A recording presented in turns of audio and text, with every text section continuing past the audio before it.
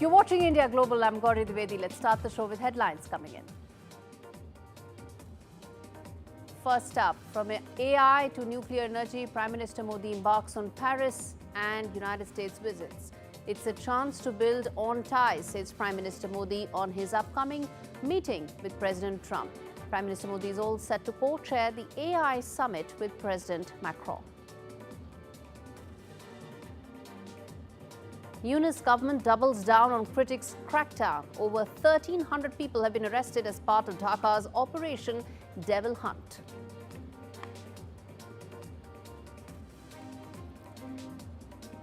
Talks collapse between Imran Khan's PTI and Sharif government. Chapter now closed, says Pakistan's opposition leader Omar Ayub Khan. President Trump signs slew of executive orders. He declares 9th of February as Gulf of America Day after renaming the region. Most importantly, he says that he is committed to American ownership of Gaza, which will lead to its rebuilding. And Aero India 2025 takes off. IAF Army chiefs take historic flight as Asia's biggest air show and defense exhibition gets underway in the garden city of Bengaluru.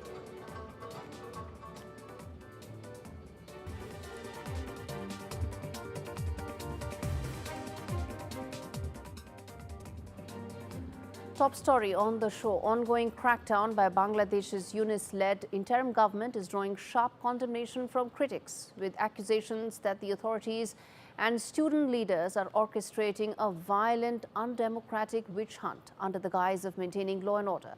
The Operation Devil Hunt, launched by Chief Adviser Muhammad Yunus over the weekend, aims to stamp out alleged evil forces that are destabilizing the country.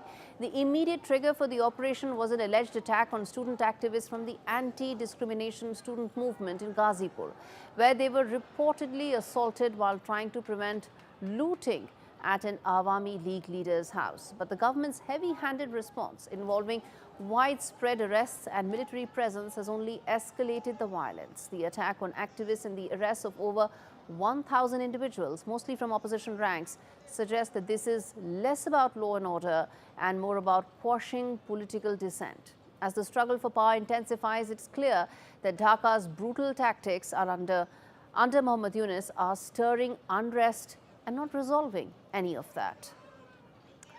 All right, let's get in Muqtadir Rashid, senior journalist, joining me from Dhaka to talk more about this. Good to have you on the show, Mr. Rashid. Talk to us about the latest that's unfolding in Bangladesh. The fact that 1,300 people have been targeted. Some would say this is a campaign that's coming too late, too little. Tell us how you see the situation on ground. Definitely, it's a panicky situation for the people, because the Awami League is not a banned party at all. Of course, they have full right to hold some kind of procession or like any kind of the campaign the political party can play. But you know, the context is a bit different right at this point, because the huge anger against the Awami League party right now is high, and their party chairperson or the party top leader Sheikh Hasina somewhat trying to managing lots of kind of conversation with their party member in different fold. But the problem is when she is sitting in a very luxurious bungalow in India, her party member here living, I was just talking to one of Awami League activists. He was telling me that just 6 months, he hasn't met his family members, even he's out of house. So you see the reality here in Bangladesh. In this context, when Dr. Yunus-led. Muqtadir, who's the devil here? This devil hunt, that's the operation is called. Who's the devil here? I'm coming to that. So the Dr. Yunus was most respected person in Bangladesh until he became one of the most powerful men in Bangladesh. But the problem is, it's a kind of NGO-led government right now, and running an NGO is so easy for them, but not a country. So Dr. Yunus has yet to announce a roadmap for election, and political party are now that much curious about the, about the deadline or the schedule for the election. In this time, the Yunus-led government started this crackdown, and they said they will hunt, and which is a very notorious term. Who are the devil? Why they are devil? In which form they are devil? It's the rights activists already raised serious question about this. They say, who are the? Can you say a person a devil? It's like Hutu Tutsi. They you remember in 1940, Okay. 1994, there's a Hutu Tutsi used to fight, and they call each Muqtadir, other cockroach. you have Khalida Cockroach. Zia's, Muqtadir, you have Khalida Zia's BNP saying hold elections and bring law and order. You have Awami League, Yes. whoever is left, saying that what happened to the law and order situation, there's complete breakdown.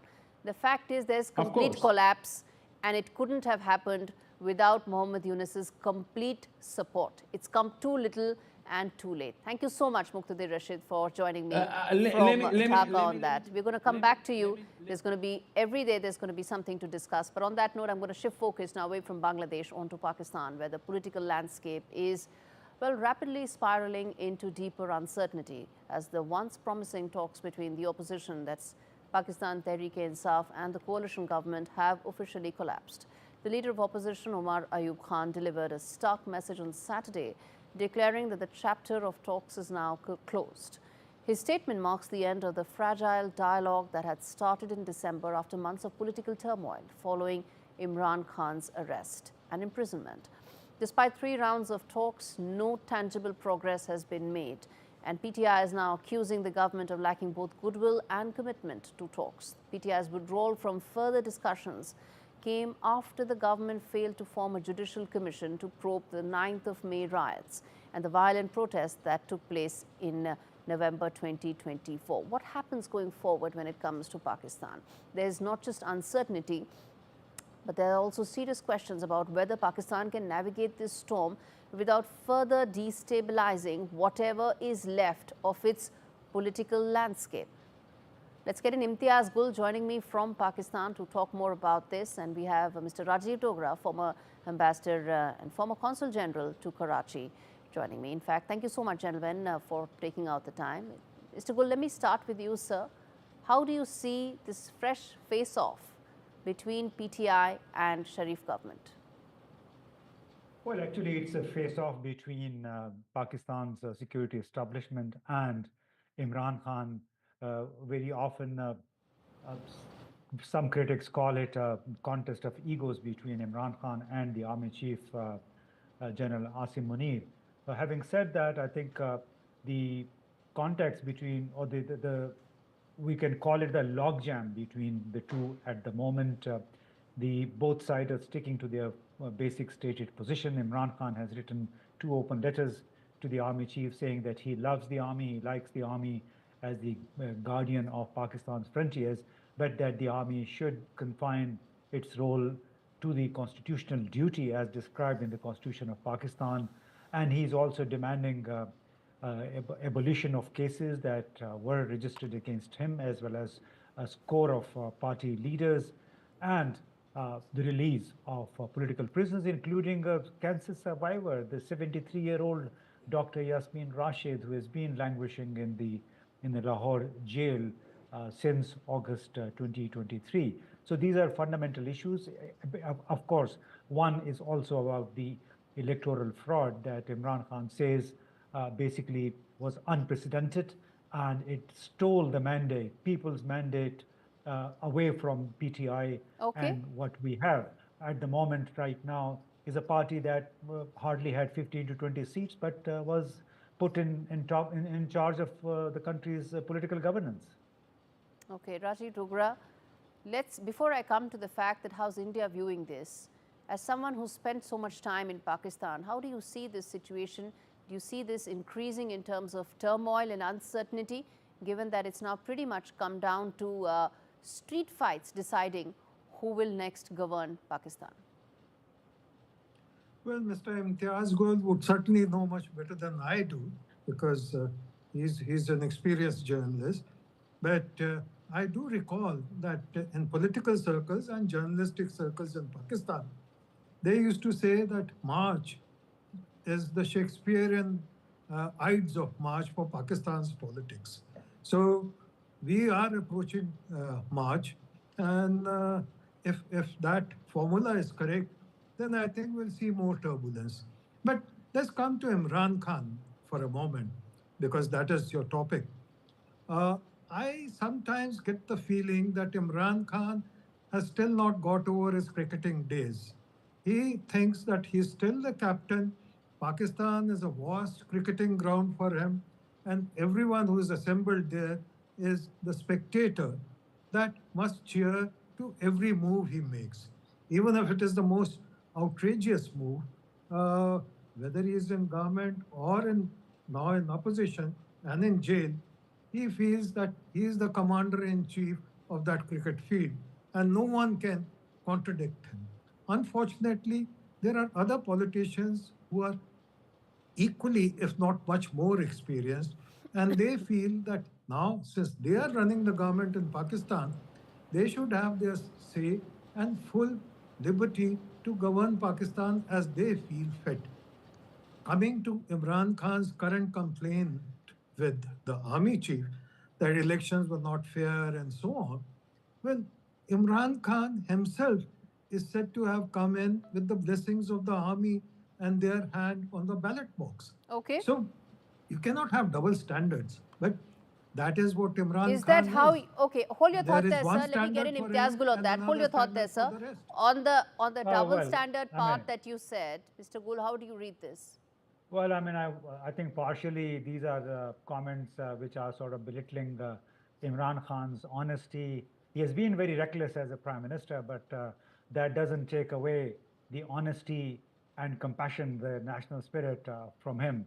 And as for the double standards, I think never before in the history of Pakistan was an election stolen the way it has been. And the largest uh, electoral watchdog, Fafin, just came out with a report coinciding with the 8th February, the day when elections were held in 2024, that there were 230 plus different methods deployed to manipulate, falsify the results, and that's why almost everybody in this country says, That's everybody the means I get what you're saying, Mr. Gul. That's the backdrop and the background to why things have escalated the way they have. It's going to be almost a year. In fact, it's been a year since that election and that stolen mandate, so to say. But a year after these protests that have only intensified and Imran Khan's popularity hasn't been dented, do you see this establishment versus Imran Khan face-off impacting Pakistani society and politics in the long term? And how do you see this ending?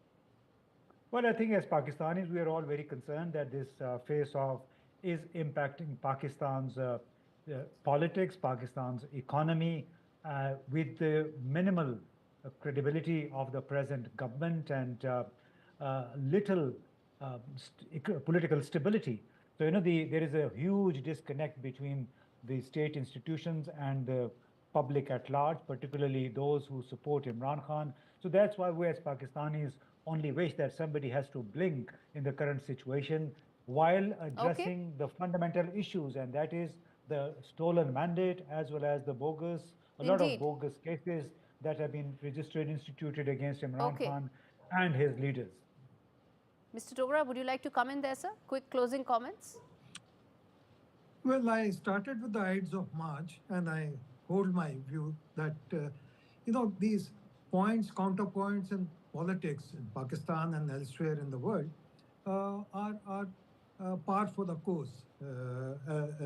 And especially in case of Pakistan, it becomes even more acute because there are very extreme divergent opinions and vested interests.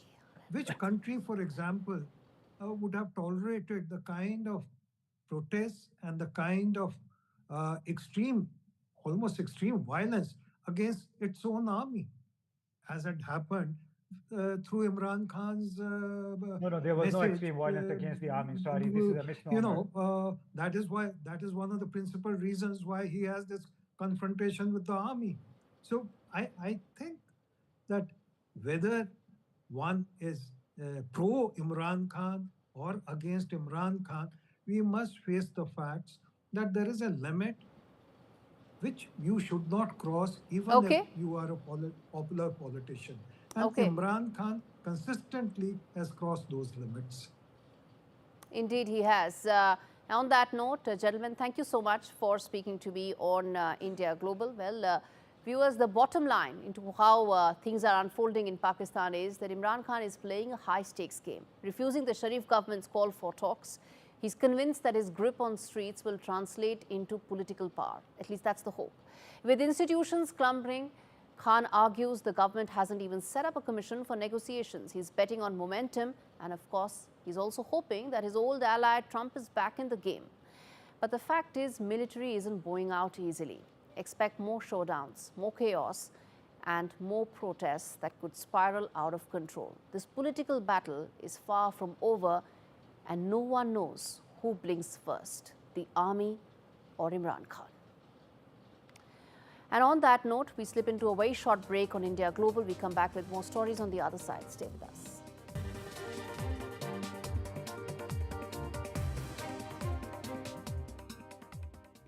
I urgently need to ask for your help on behalf of animals at risk right now. With the pandemic came a surge in pet ownership. And sadly, we're now seeing a serious rise in neglect, cruelty, and abuse. Our services are being stretched to the limit. To make matters worse, our costs are soaring too. But we refuse to let animals suffer. So please, act now to help rescue the growing number of animals who've never needed us more. Please call or text the number on screen now to give £2 a month to the RSPCA. In one of the toughest times we have ever experienced, your gift will make all the difference to animals. You could help provide more life-saving treatment, food, shelter, and the loving care that many have never known. We know there are millions of you who, like us, care deeply and won't stand by while animals are suffering. We have to reach those trapped in a life of abuse and neglect before it's too late. Because for many, the RSPCA is their only hope.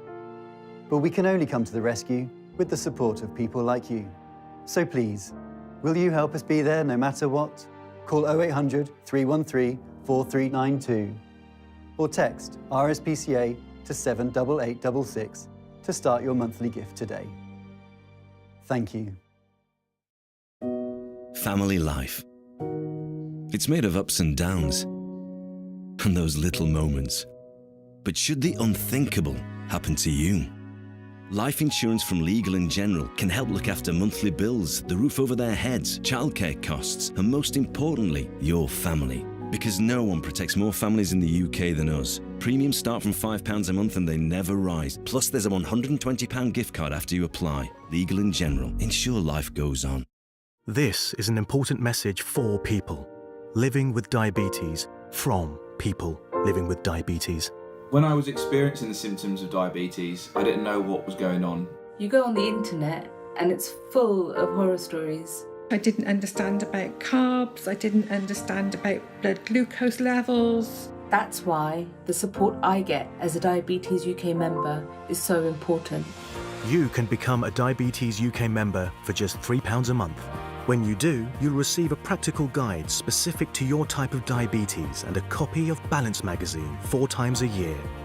Plus, you'll help support research that could lead to better treatments for all types of diabetes. As members, we're all working it out together. Call 0800 144 5410 or go online to become a Diabetes UK member for just £3 a month. Join us now because membership can help you learn to live better with diabetes. जैसे लोगों से award लेता रहूं, so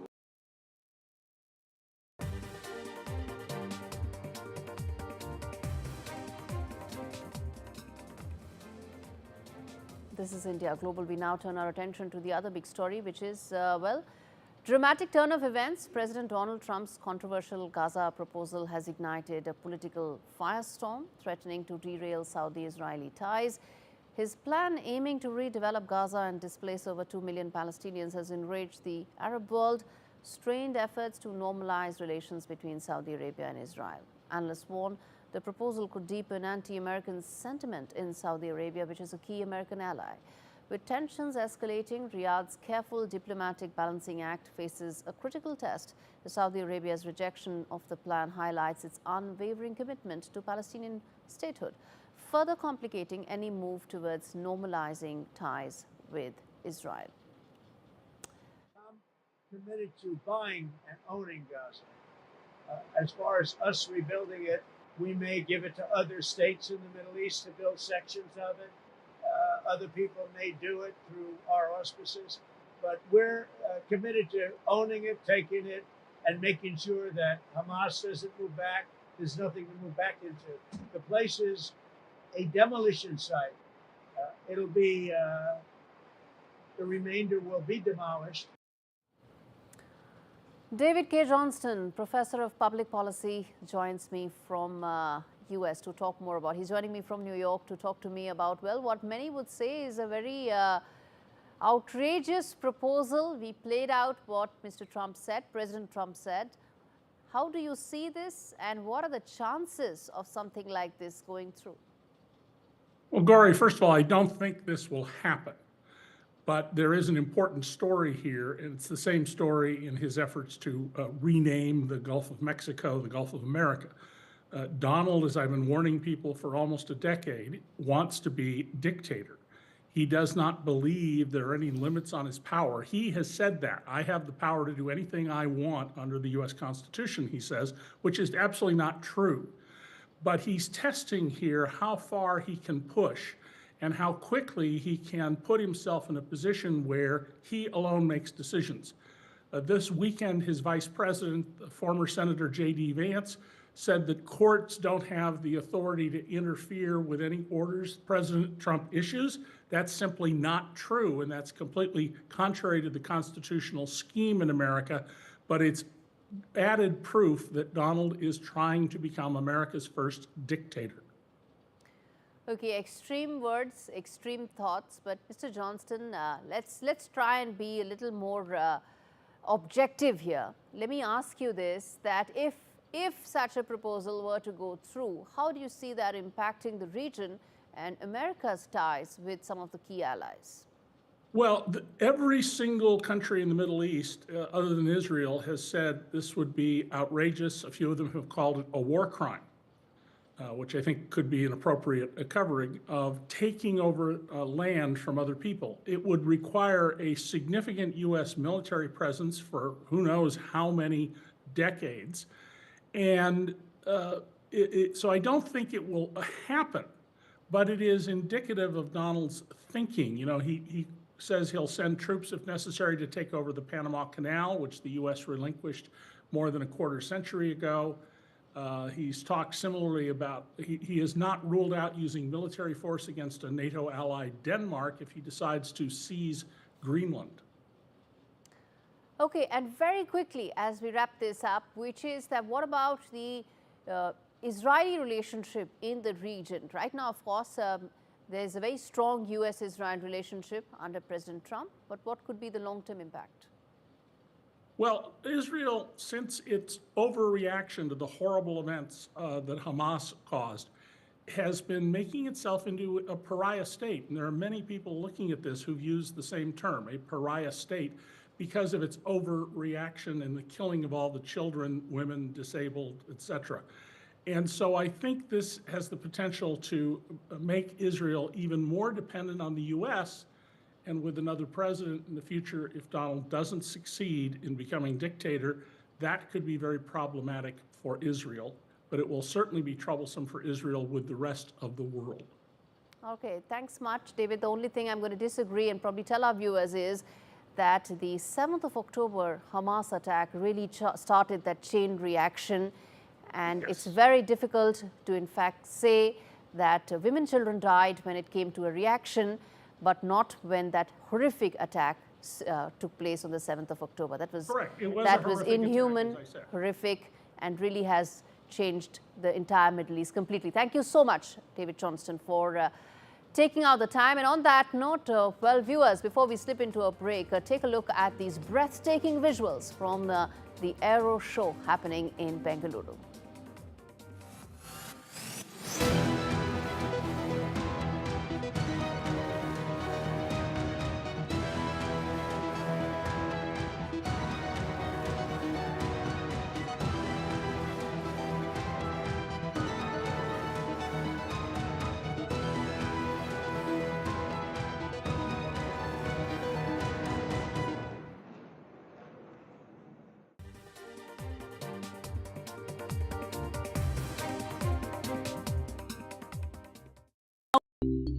At Tesco Mobile, unlock even better phone deals with your club card.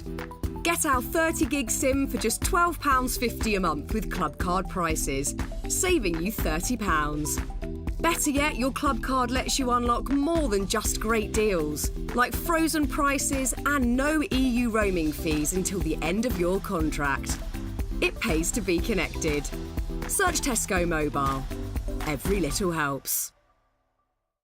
Hi, it's Phoebe from Auto Trader's monthly electric car giveaway, and we're pleased to say that you've won a brand new electric car. It's a dream, honestly, it really is a dream. Oh my god. Me and my boyfriend talk about the Auto Trader competition every single month. I was waiting for the know you ever won. Play the Great Big Lottery and you can help make more wins happen at Great Ormond Street Hospital. Like bringing fun to Rajveer's ward, discovering new treatments, and helping children go home sooner. Just call 0800 472 5774 or search Gosh Lottery to start playing for just £1. There's up to £10,000 up for grabs in our annual Super Draw, plus a £1,000 jackpot every week, and many more great cash prizes. So call or go online now for a chance to win big prizes and make more wins happen.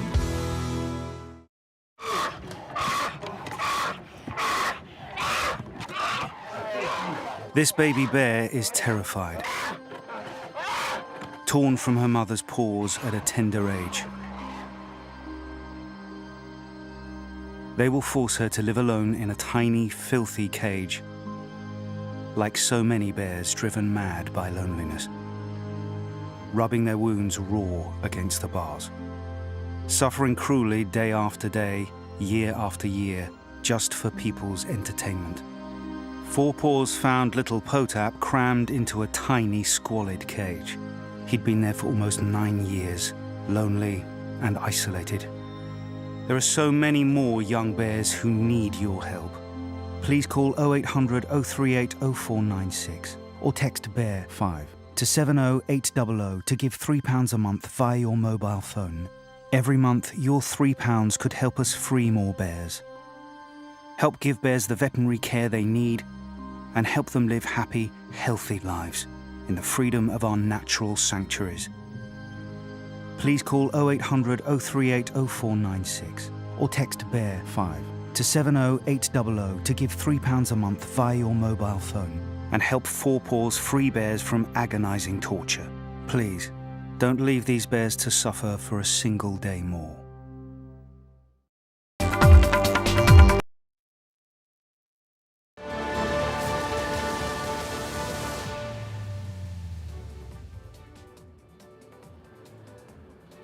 Welcome back. You're watching India Global. Let's quickly now take a look at the big story that's happening right now, which is the Artificial Intelligence Summit that's unfolding at Paris. India is a co-chair at the summit that is expected to decode, decipher, and probably show the way to the world as far as what will be the future of AI, what will be the solutions that AI can offer, what is the roadmap that Global South can follow when it comes to AI. Well, viewers, if you're tuning in right now, Prime Minister Modi is headed to Paris, and followed by that, he will, of course, be going to the United States. At the Paris summit, leaders are set to decide on the AI governance agenda.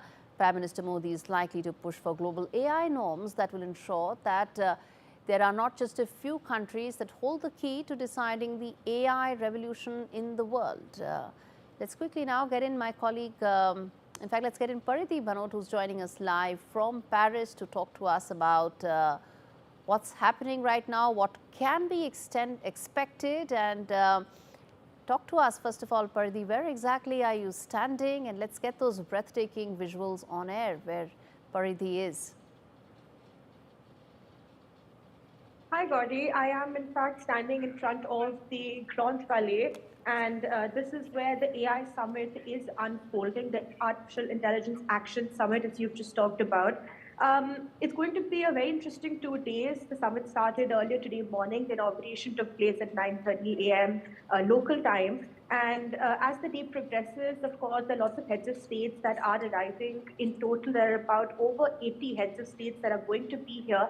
But also private companies, Gauri, are going to be here, which is very interesting because what makes this summit truly special is the fact that it's a partnership between the public as well as the private sector. So all the stakeholders sort of coming onto one single platform to see how AI and how the governance of AI can be taken forward. Now, about the summit itself, I'm going to tell you a little bit. Now, this is the 3rd edition of the Artificial Intelligence Summit that is currently unfolding in Paris. The first 2 editions took place in 2023 and 2024, respectively, in the UK and in the Republic of Korea. Now, what really makes this summit, Gauri, different from the ones that have already been held is that the focus during this summit is really on the action, is really on what can be done to take forward artificial intelligence technologies. This is in contrast to what the main goals of the summit were when the summit took place. For instance, let's say the first edition of the summit that took place in the UK, the priority there was the safety of AI. The questions that were being asked there is AI going to be safe for the people? Can we really make AI for global good? And that is the departure, really, Gauri, from the first 2 editions of the summit to this summit now that is being held in Paris, which is action. The question really is, how will AI be governed? How can AI be used for public good? How can AI be used and, in fact, developed in a fashion that is sustainable? So these are really the questions that are being asked here. And by the end of the summit, of course, the challenge is going to be to bring all stakeholders onto one single platform to be able to bring out a declaration by the end of the summit that can meet the expectations of the public, but also the private. It's very interesting because there's going to be heads of states from some of the leading countries in the world that already have artificial intelligence models that are extremely sophisticated. Of course, there's going to be it's going to be the Vice President of the United States, J. Vance. He's going to be here, and other than that, you have Prime Minister Modi, who's arriving later today. You also have the Vice President of China, who's going to be here at the summit, and also private players. So you talk about OpenAI, you talk about Mistral AI, you talk about DeepSeek now. Founders and CEOs of all of these big tech giants, big companies are going to be here at the summit. And so it's really going to be a matter of how the public and the private can see eye to eye. Okay. Gauri, let me also take this opportunity. Yes. Indeed. In fact, Paridhi, we're going to keep coming back to you with those details in terms of how Paris summit could really change and reshape the way the world sees AI, views it in terms of providing solutions, and most importantly, is it going to be available for all? Paridhi, we're going to keep coming back to you for all those updates from Paris. But take a look at this report that answers just that question. How exactly will artificial intelligence change our world?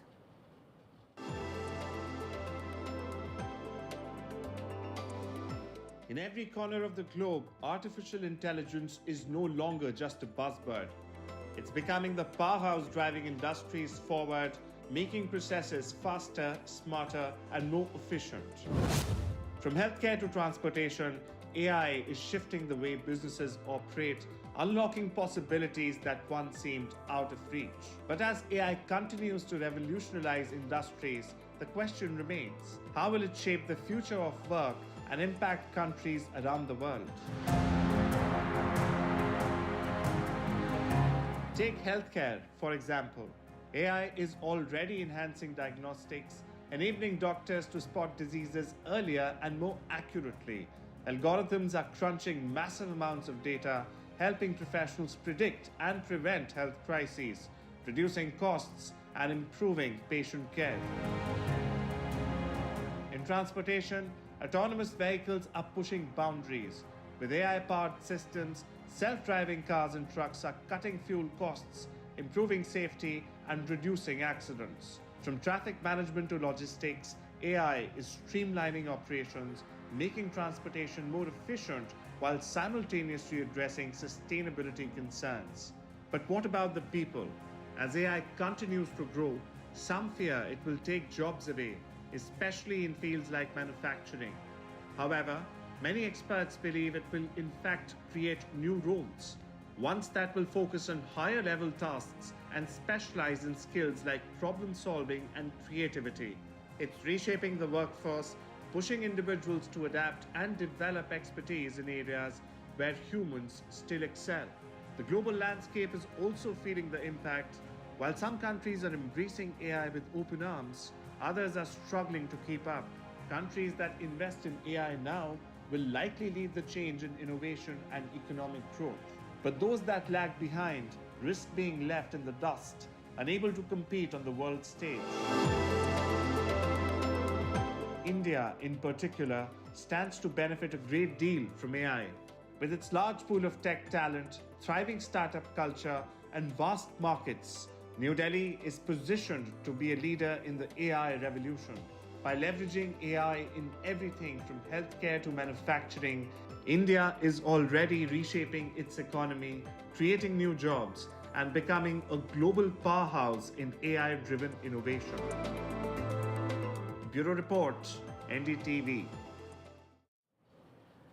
In fact, on that note, let's play out this report that talks about, well, how can India really make the change and transform AI journey for countries around the world.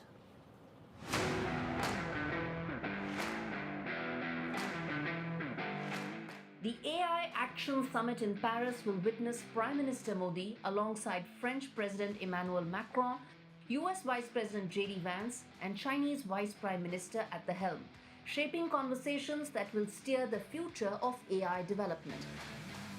The summit aims to ensure that AI evolves with an ethical, sustainable and inclusive approach.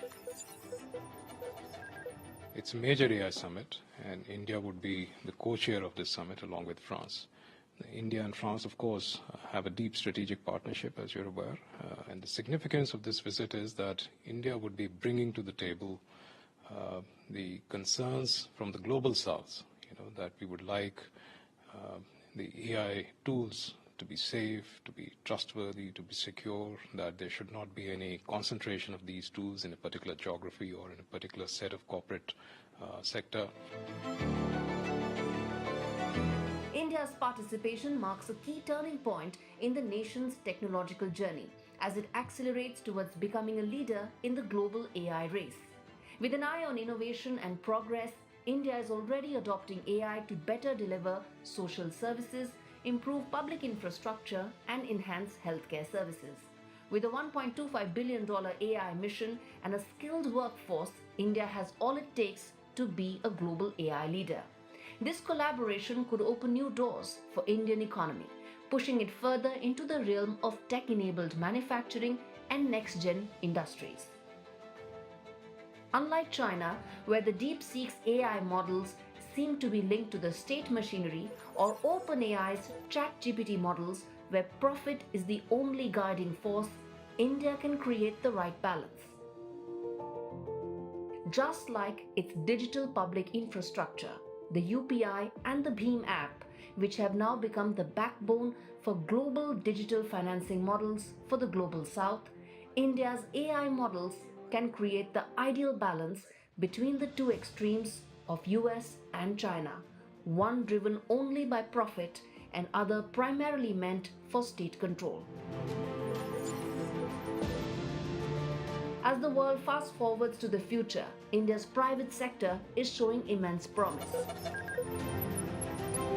Bhavish Aggarwal's AI entity Krutrim is in advanced stages of creating a supercomputer that could leapfrog India into the supercomputing league.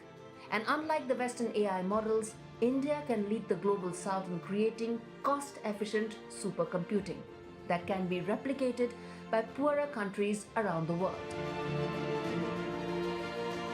The AI revolution is underway, and as the world barrels down the digital highway, India is firmly in the driver's seat, ready to lead the way. Bureau Report, NDTV.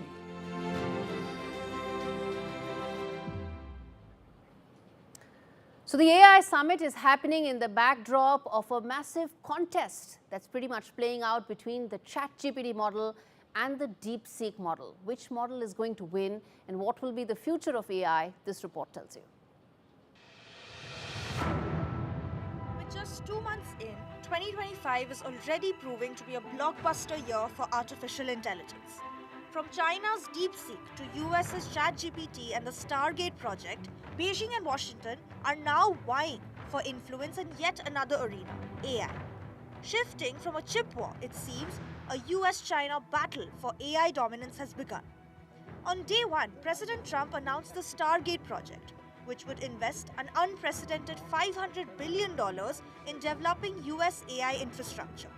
China hit the AI world with a thunderbolt, a low-cost, low-chip and open-source AI model, DeepSeek.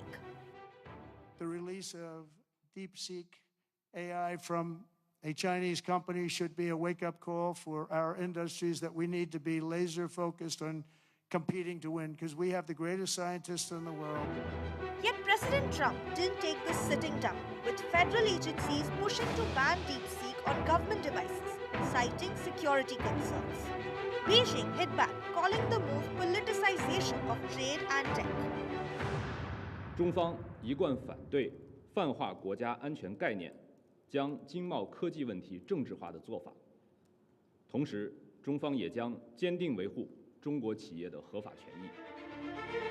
With DeepSeek breaking assumptions about the origins of innovation in powerful AI models, it has reignited questions about Washington's strict chip export controls and how effective can they really be. Yet, beyond this competition lies something more dangerous. Tech and AI is heading towards an unsettling future, where a few companies control AI models, each with their own agenda setting, further polarizing the tech arena.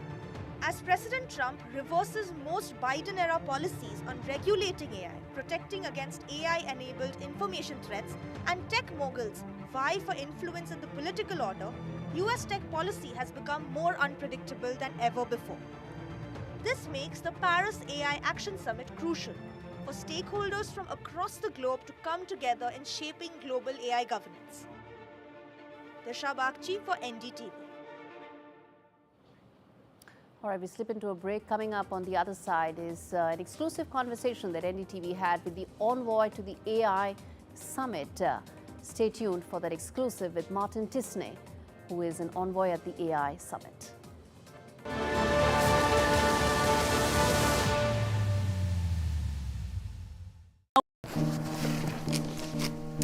I'll fix him, love. Poor pet. Just shows you never know what's going to happen. Which reminds me, I need to protect the life we've built. That's why I'm looking into smart family life insurance. Hi, I'd like a quick quote, please. OK. You can choose a benefit amount up to £750,000, depending on your age. If you're a UK resident aged 18 to 64, you can apply with just a few health and lifestyle questions. For £250,000 of cover, the price starts at just £14.77 a month. That's less than I thought. And it could help my husband with the mortgage. Just like families, not all life insurance is the same. That's why we offer the Smart Family Guarantee. That's good to know. You'll also receive a 100% advance in the event of terminal illness and 10% cash back on your first year's premiums. That's the Smart Cashback. Plus, you'll also get your choice of a £125 gift card. Protect the life you've built the smart way. To get a free quote today, call our specialist UK team on 0800 977 5753 or visit smartinsurance.co.uk. This is an important message for people living with diabetes from people living with diabetes. When I was experiencing the symptoms of diabetes, I didn't know what was going on. You go on the internet and it's full of horror stories. I didn't understand about carbs, I didn't understand about blood glucose levels. That's why the support I get as a Diabetes UK member is so important. You can become a Diabetes UK member for just £3 a month. When you do, you'll receive a practical guide specific to your type of diabetes and a copy of Balance magazine 4 times a year. Plus, you'll help support research that could lead to better treatments for all types of diabetes. As members, we're all working it out together. Call 0800 144 5410 or go online to become a Diabetes UK member for just £3 a month. Join us now because membership can help you learn to live better with diabetes. I'm a simple man, but now I'm in my 50s, things are getting a little more complicated. Retirement's peeking around the corner, and I wanted to make sure my family would be really looked after if anything happened to me. That's why I decided to learn more about over 50s life insurance from Cover Today. They're the only over 50s life insurer with no waiting period. Unlike other insurers who could make you wait up to 2 years, with Cover Today, you're fully covered from day one. And you're covered for the whole of your life. Plus, unlike other things in life, the price never goes up. Learning more can be simpler. Go online or talk to their friendly UK team in just one phone call. Cover Today are the only over 50s life insurer with no waiting period and no annoying trips to the doctors either. Now I'm with Cover Today, I can get on with something much more interesting. Plus, you get your choice of a £125 gift card. To find out more about Cover Today, call our friendly UK team on 0808 143 4774 or visit covertoday.co.uk.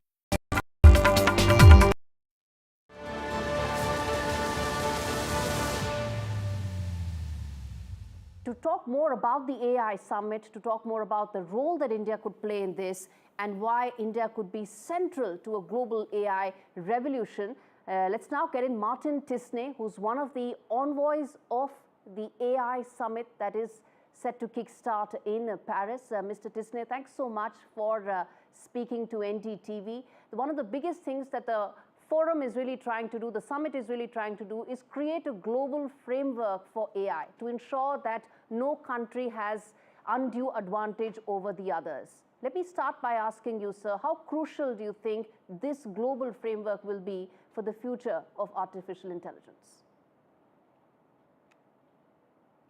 Thank you very much for having me and for asking the question. So I think 3 things. First of all, it's the first time that we have such a diverse set of stakeholders in the room, and that's hugely exciting. So at the table, we not only have governments, we also have corporates in the private sector from around the world, and we also have civil society from around the world. So I think that it's this multi-stakeholder approach which is critical to the success of the summit.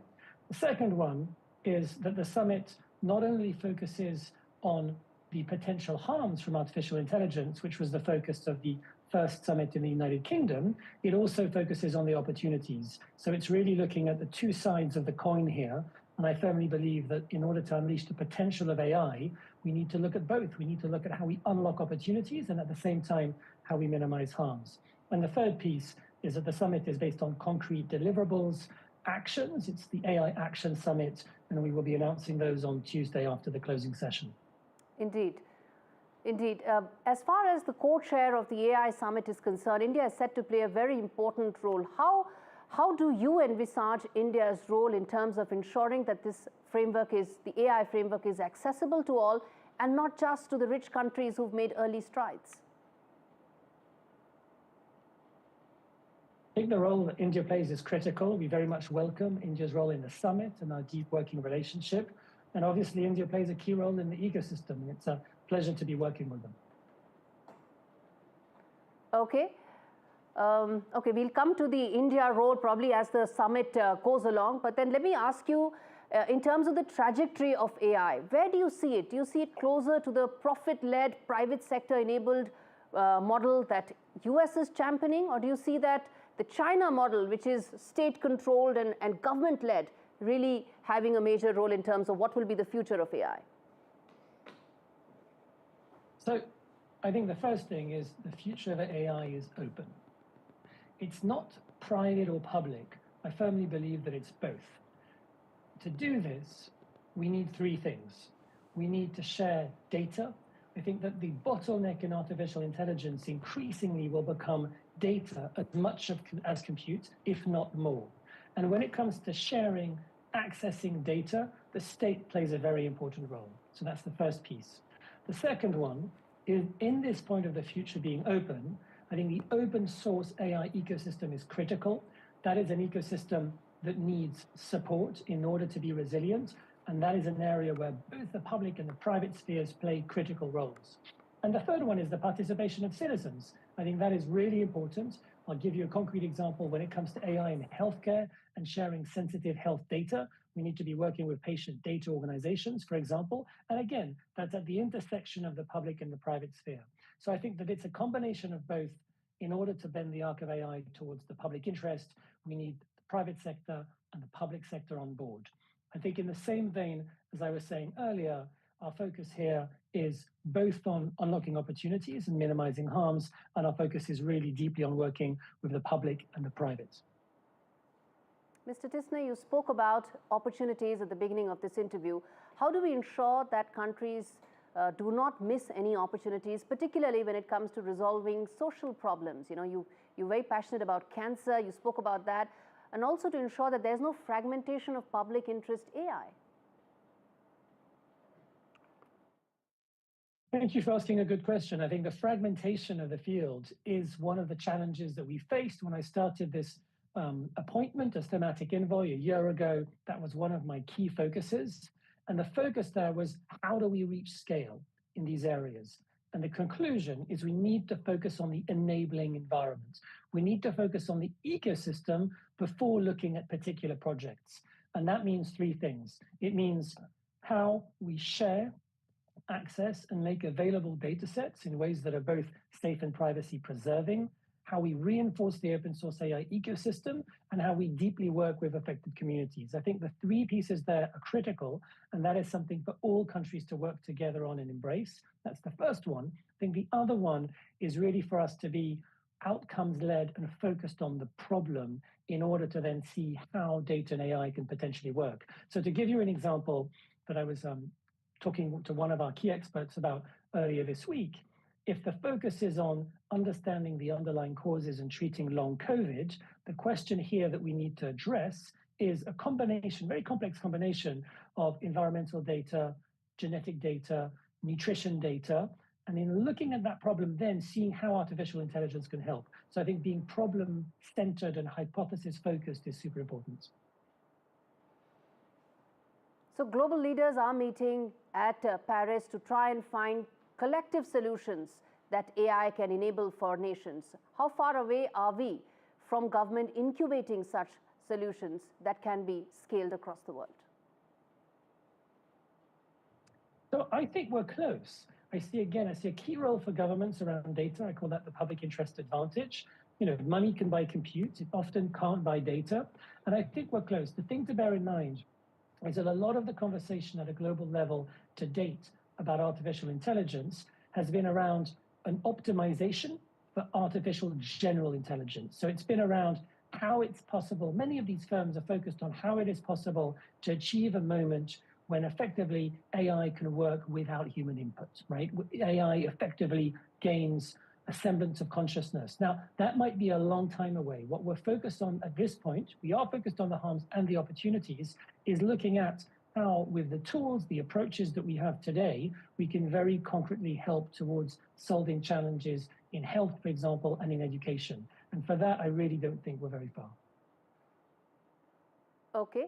You are one of the envoys of this summit. What are your expectations from this summit, and how do you think the outcomes will really reshape the world's global AI journey? Look, I'm excited about us focusing on collaboration in artificial intelligence rather than competition.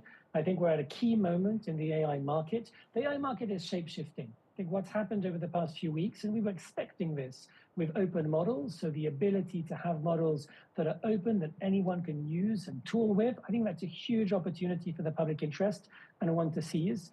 I think the summit comes at this critical juncture where the AI market could go one of two ways. One of them is a real focus around proprietary models, where effectively you're paying to have access to the model, or a focus, an open focus, where the value is in distribution and the value is in services. And this is firmly where I think we can and should be going. So the expectation for me for the summit is that we are bending the arc of artificial intelligence in that direction. And I will really look out in that vein for announcements on Tuesday related to public interest AI. I think we have a big opportunity. We've seen this happen over the past 15 years with social media, and I look forward to a future where for our kids, it is possible to use artificial intelligence in a way that sparks their creativity and sparks their imagination rather than dulls it. Okay.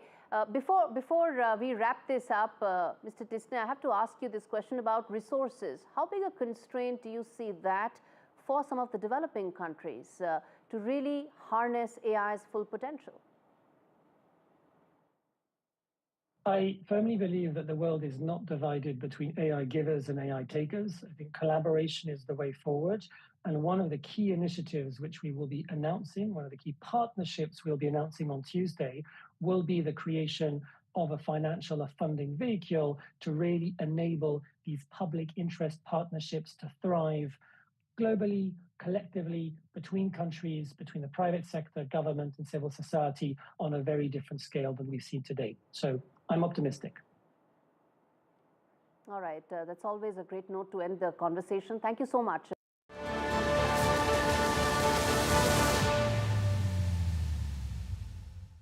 Do you need to borrow money for home improvements, a car, or paying off debts? Then you've come to the right place. Everyday Loans. Just tell us how much you want to borrow, up to £15,000. At Everyday Loans, we offer a service that's friendly and reliable. Apply online or on your phone. So whatever your credit record, apply now at everydayloans.co.uk. We recommend seeking free debt advice if you are taking out a debt consolidation loan. Representative APR 99.9%. Now I'm retired, I can spend more time with my grandson. I'm proud of him and want to help any way I can. Which reminds me.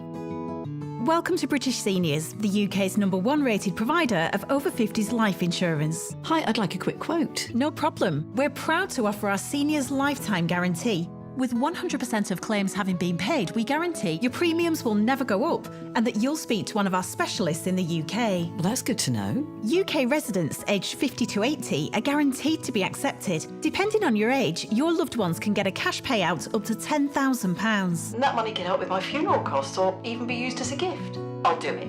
Plus, when you sign up, you'll receive a £135 gift card and free 24/7 GP advice and health services. Thanks, Mum, for everything. Be proud to protect your loved ones with British Seniors. To get a free quote today, call our UK team on 0800 158 552 or visit britishseniors.co.uk. When I woke up, they said, Alyssa, you've got leukemia. We found out that the chemo wasn't working. Cancer is still the biggest killer of children in the UK, but innovative new treatments could help beat cancer for more children like Alyssa. I'm cancer-free now. Text, call or search to give £3 a month and help build a new children's cancer centre at Great Ormond Street Hospital. So together we can save more lives.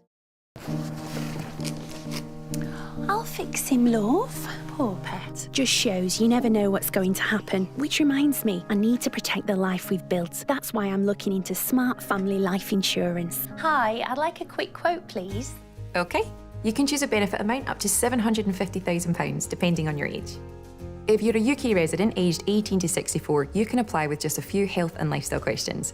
For £250,000 of cover, the price starts at just £14.77 a month. That's less than I thought. And it could help my husband with the mortgage. Just like families, not all life insurance is the same. That's why we offer the Smart Family Guarantee. That's good to know. You'll also receive a 100% advance in the event of terminal illness and 10% cash back on your first year's premiums. That's the Smart Cashback. Plus, you'll also get your choice of a £125 gift card. Protect the life you've built the smart way. To get a free quote today, call our specialist UK team on 0800 977 5753 or visit smartinsurance.co.uk.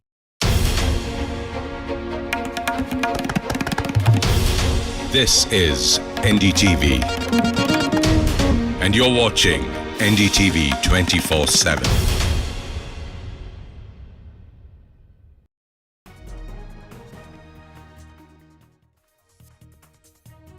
Hello and welcome to the Southern View. I'm Peter Raghav. Lots lined up on the show this evening, but first let's take you through the top headlines that we are tracking this hour.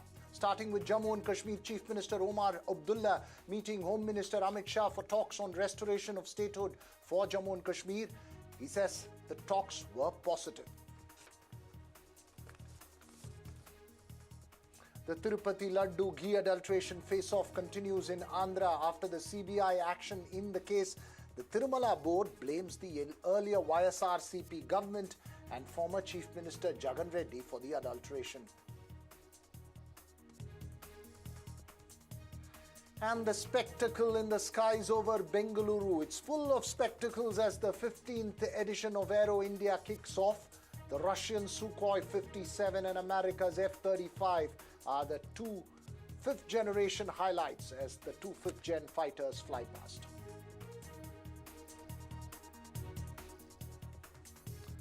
Well, first up this evening to the 15th edition of Aero India that got off to a flying start, as always, in Bengaluru.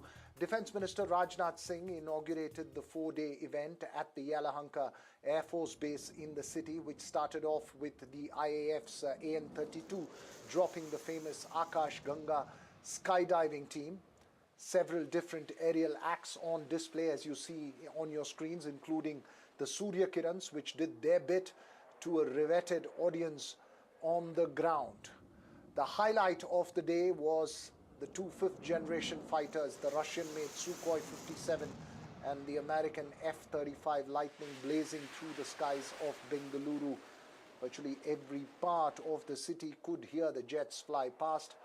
A record 900 exhibitors this time for the show, several international exhibitors as well. On the ground, though, the traffic was a standstill, and if you are heading to the airport for the next 4 days in Bengaluru, you might as well leave as early as you must.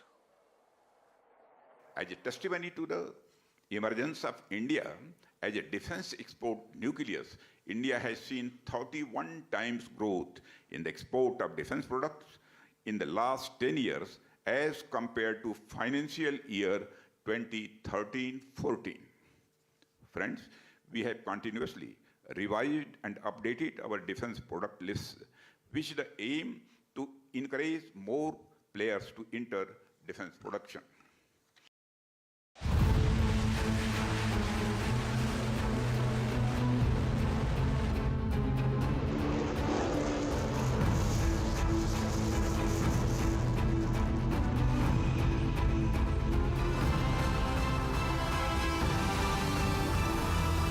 The 15th edition of Aero India started here in Bengaluru on Monday. It's a 5-day event. It started with the scintillating performance by aerobatic Surya Kiran team.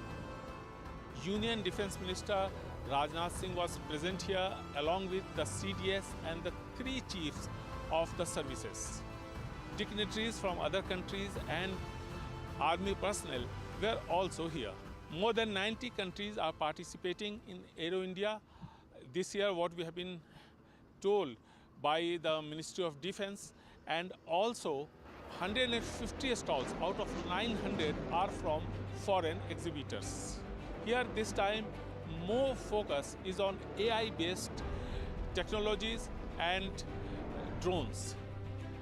Once camera person Kumar turn his camera on your right-hand side, you can see Su-57, the multi-role 5th generation stealth aircraft of the Russian army. But here crowd has assembled to have a look of this much talked about stealth fighter Su-57.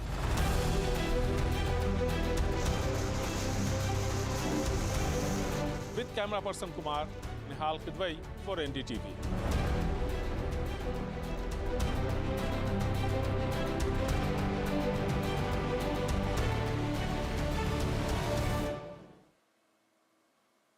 Well, from aviation now to domestic politics and the infighting in the Karnataka Bharatiya Janata Party. The party's central leadership has issued a show-cause notice to Bijapur MLA Basanagowda Patil Yatnal for his open dissent against party state president B.Y. Vijendra. This even as all factions in the party trooped to the national capital hoping for a meeting with the party high command. The state BJP president B.Y. Vijendra has faced a challenge from hardliners like Basanagowda Patil Yatnal and the Gokak MLA Ramesh Jarkioli amongst others since the Lok Sabha poll results. In Kalyan, Karnataka region, Party leaders B. Sriramulu and MLA Janardhan Reddy have also had a face-off, which is a story within a story for the BJP. Is the party high command set to crack the whip on the various factions? That's really the question this evening. Joining me this evening, political observer Anurag Naidu and senior journalist B.S. Arun. Anurag Naidu, this is not the first time we've heard of infighting within the BJP. It's sort of an ongoing, continuous process. Do you believe that the party high command now might just crack the whip and, reiterate the presence and the importance of B.Y. Vijayendra at the top? Or do you believe that there could be some churning within the state leadership? Yeah, thank you for having me on the show, Veera. I think, first of all, let's give it to the Karnataka state unit because, going by the recent trend and the recent nature of the modern day BJP, Karnataka remains as one state where BJP is still a little bit vibrant, difference of opinion, bit dynamics. There are groups and there are factions. There are people who don't like each other, particularly after the elevation of Mr. Vijayendra as somebody who is, taking over the legacies of Mr. Yadurappa. Yes, there are a lot of people who were expecting that position. A lot of people are there who do not want to work under the young leadership of Vijayendra. Yes, there are dissent within the party, one or two leaders. But end of the day, BJP is a party which is cadre-based, which is organizationally strong, and which is glued by the strong bonding of ideology.